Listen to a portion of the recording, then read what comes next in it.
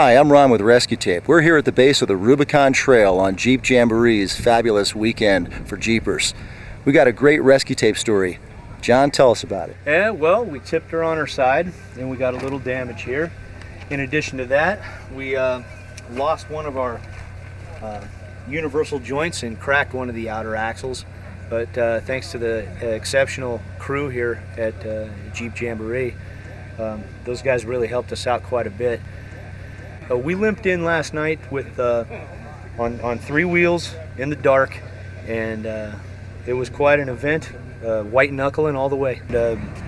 One of the lines coming out of the power steering box was right up against the frame rail, and if you have a line and it's up against the frame rail and it rubs enough, that line is going to eventually get a hole in it. And this morning when I got up, I noticed a large puddle of power steering fluid, and what I did was I took out my rescue tape, and what I did was wrapped it around there, and as it adheres to itself, it seals and makes a bond that's airtight, watertight, and it sealed it right up. So now we can go on the trail the rest of the way, hopefully with minimal damage, and not leak over the ground here that's we want to keep as nice as possible. You should always keep a spare set of spark plugs. You should always keep at least a minimum set of tools with some hex wrenches, hex drives, a good high lift jack like we have in the back. That's a must.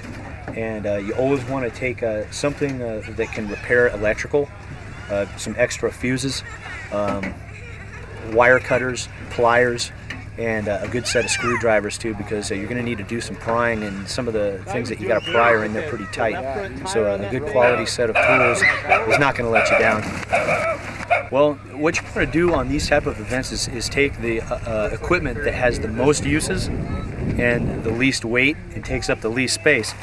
And as you can see here, that fits in my pocket easily.